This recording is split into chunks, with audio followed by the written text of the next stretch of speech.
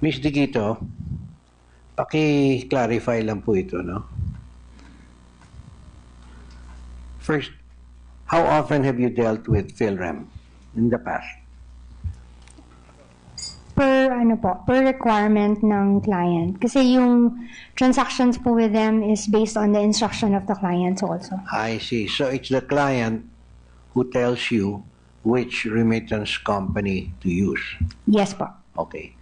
Ngayon, pag pinapalitan ng from dollars into pesos, bakit pa kailangan ng client mag-identify ng remittance companies when RCBC has a foreign exchange department?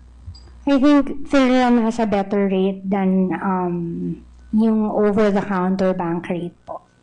Better rate. Opo. Eh, binibili naman nila sa RCBC eh.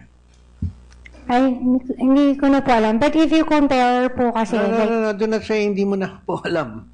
In this particular instance of the $81 million, $61 million was exchanged through RCBC, correct? So bumalik naman ka sa RCBC, so maybe the client got charged twice.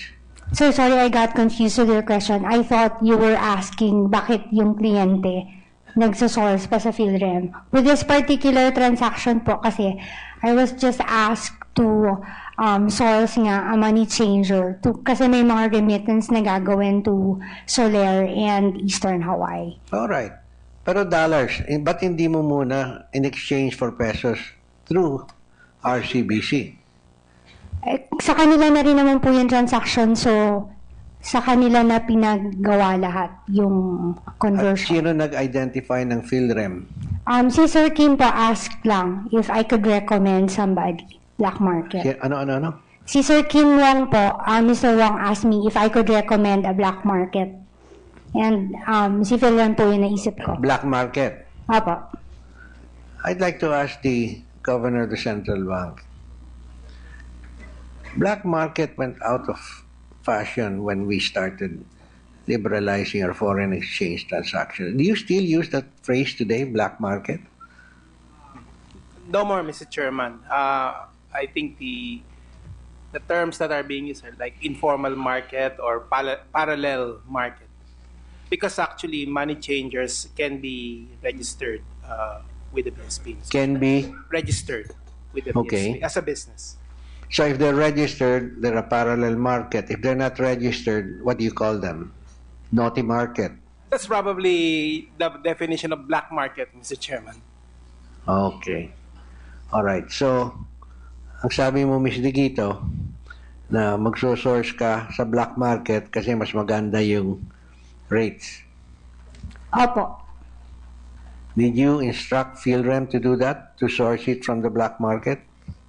Hindi po. Basta po, yung mga transactions po kasi before ganun, di ba? Kumbaga may mga kliyente kasi na nagpapapalit sa kanila. So I just told them there's going to be a cleared funds that will be transferred to their accounts. And they have to convert that to Sino peso. nagbabantay sa rates dito? Mr. Kim Wong, ikaw ba nagbantay sa rates dito? Pumasok ang $81 million, sinabi mo kay Ms. Digito, I want you to change at least $61 million into pesos, but I don't want to pay a rate that's higher than this. Sino nagtatrack nito? Wala po, hindi ko po alam. Sila ho nag-usap eh. So, they could have charged you anything. They could have exchanged it Maybe po. a peso. Siguro po, hindi pa ho kasi may kulang pa nga ho, di ba ho? Hindi. I'm asking, who was in charge? Sabi mo kulang kasi ikaw ang in charge, ikaw na mamahala dito. Yung $81 million pinasok ni Gao? Po, pinasok po ni tsaka ni Gao po. Si Gao, kinausap niya ako. So, magkukwentahan ho sana ho.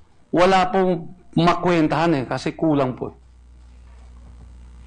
Walang way. Hindi siya umangal sa rate of exchange? Hindi pa ho dumating dun eh. Hindi, nakatanggap na sila ng pesos, hindi ba? Kulang pa ho, sir. Hindi, kulang sa total amount. Oh, pero hindi, wala pa ho Pero sinabi. yung Wala po. pagdating sa iyo ng 100 million pesos, for example, hindi mo tinatanong at what rate did you buy the pesos? Sila na po, eh. Hindi po ako nagtanong. Hindi pa ho. Eh sa iyo lang ang dineliver eh. paano nila itatanong? Sabi mo sa inyo, dineliver yung 100, 100 plus another 100, di ba? Opo. Kayo- Hindi, di ba yung diretso po sa Soler, diretso po sa Maidas, hindi pa ho na kwenta. Ang gusto ko lang malaman, yung pag-deliver ng 100 million pesos plus 100 million pesos plus another 100 million pesos doon sa bahay ni Mr. Bautista, Kumbaga ano pa lang ho, hindi mo tinanong anong rate. wala pa ho. Kumbaga distal lang ho, pagkuha. Wala po ano.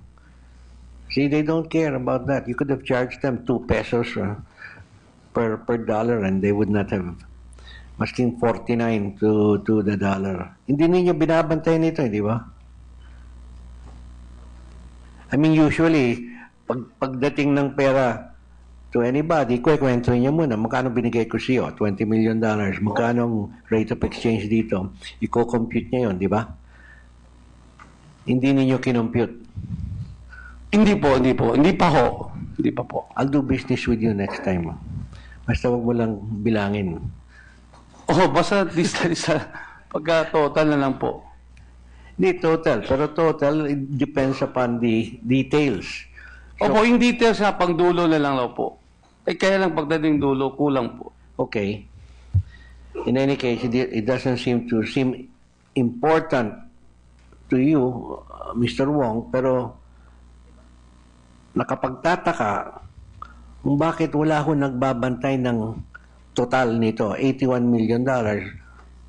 Sino ho ang sisingilin ninyo sa pagkukulang ng $17 million?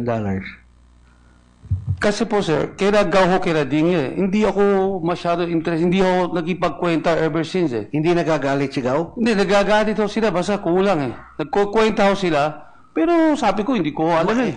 Malaking kulang po yun. Malaki nga po, halos na magkapatayan na ho kami. Last eh. Ikaw ang papatay nila. Hinahamon Pati nila hindi ho. si Mrs. Bautista. Sabihin mo, hindi. Sinabi ko sa kanila eh, sabi ko, wag niyo ako takutin kasi Manila to. Sabi ko po. Okay.